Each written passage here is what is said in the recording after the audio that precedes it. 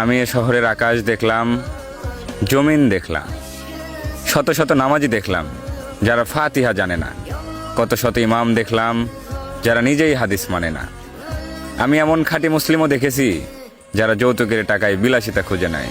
আমি তোমার এমন ভক্তও দেখেছি যারা নিজের অসুস্থ বাবাকে বাসায় রেখে পীরের পায়ে তেল দেয়। এ শহরের কত কিছুর সাক্ষী আমি। আমি কি মাফ পাবো?